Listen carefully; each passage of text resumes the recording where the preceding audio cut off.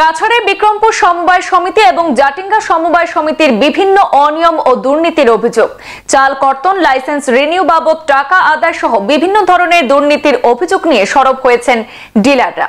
কাছাড় জেলার ডিলার অ্যাসোসিয়েশনের সভাপতি, সম্পাদক এবং রাজ্যিক কমিটির সভাপতি ধরণী বরার কাছে বিক্রমপুর সমবায় সমিতি এবং জাটিঙ্গা সমবায় সমিতির ডিলাররা অভিযোগ করে বলেন যে অনেক হয়েছে, তারা সহ্য করতে পারছে না। বিগত বহুদিন ধরে তাদের হিতাধিকারীদের চাল, আটা ইত্যাদি রেশন সামগ্রী কর্তন করা হতো। এমনকি সমবায় সমিতিতে যে চাল ওজন করে দেওয়া হয়, সেই চাল বাড়িতে গিয়ে ওজন করলে তাতে ব্যাপক অনিয়ম দেখা দেয়। ফলে হিতাধিকারী চাল ভর্তুকি দিতে হয়। এছাড়াও সমবায় সমিতি কর্তৃপক্ষের কাছে জবাব চাইলে বিভিন্ন ধরনের হুমকি ধমকি দিয়ে লাইসেন্স বাতিল করে দেওয়ার হুঁশিয়ারি দেওয়া হয় বলে অভিযোগ করেছেন তারা।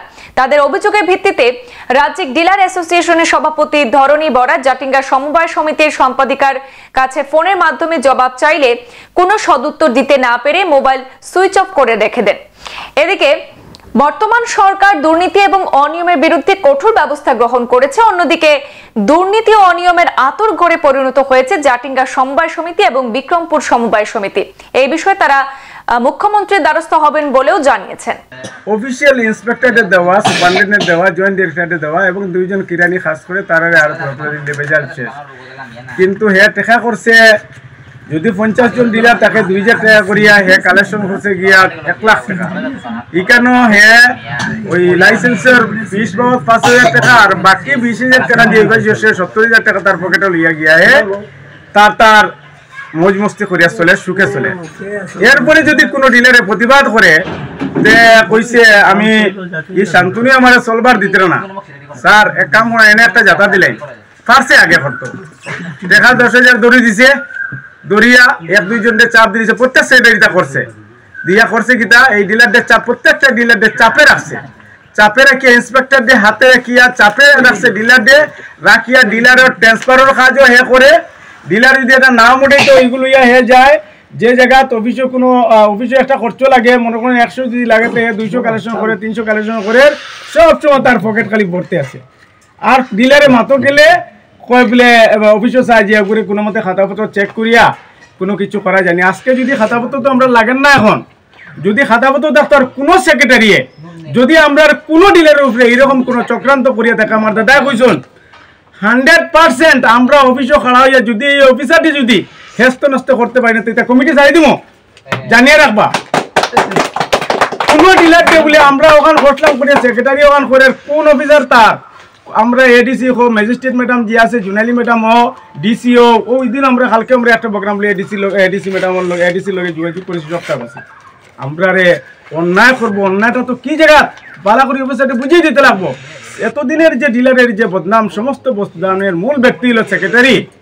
এ অন্যায়ভাবে ডিলারদের চাপাইয়া ইন্সপেক্টরের ডোর ডাকাইয়া পয়সা কালেকশন করিয়া যত ভুল আছে ডিলারদের দিয়ে করাইছে।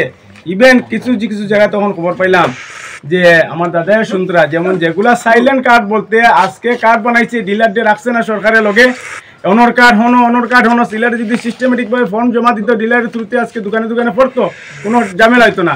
আজকে দেখা যায় খালাইনোর কার্ড ইকানো, শিলচরের কার্ড ইকানোর কার্ড শিলচর, উদরবন ওই গায়ে মাল নিতে পারবো নি। ট্রান্সফার গেলেও সুন্দরভাবে সুপারিনটেন্ডেন্ট আইডি লাগে ট্রান্সফার করতে, এএফএসও এটা তো সুন্দরভাবে ট্রান্সফার হন না।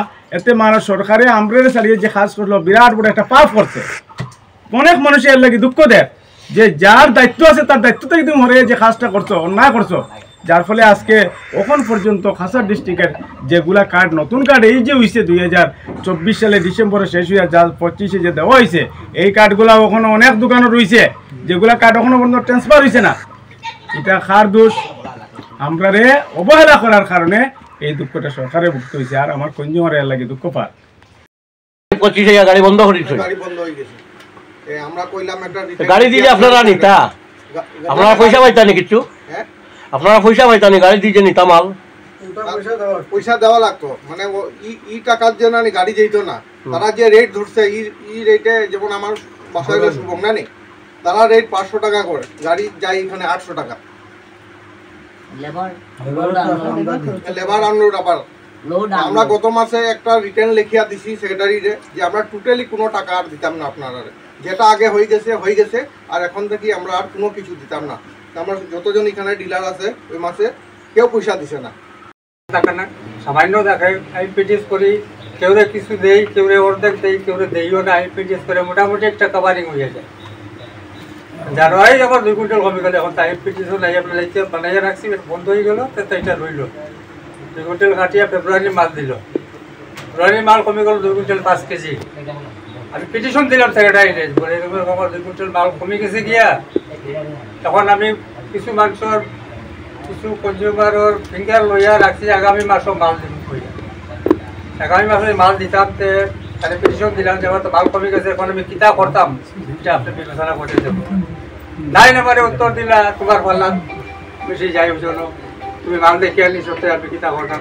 নানান ধরনের ভালতাবাজি উত্তর দিয়া তাই এখন বলতে পারো যে এখন সিস্টেমে তারা আমরা বাড়িতে নিয়ে মালটা দিতে আনি, তারা বাড়িতে দিতা বাড়িতে আমার সামনে ওজন করিয়ে দিতা। তখন আমি লাগলে আমার কনজিউমার তুমি ওজন করে এখানে ফালাইয়া যে আমি আবার ওজন করে এখানে যদি আমার 1000 টাকা খরচ হয়ে যায় আমার ক্ষতি নাই, করতে পারেন তো ভালো, আরামসে করতে পারবে। 10-15 জন কনজিউমার রাখি দিব, যারা মানে তারা মাফিয়া দিয়া যাওয়ার পরে এরা মাপবো, ভিডিও করবো করিয়া তারপর দেখো।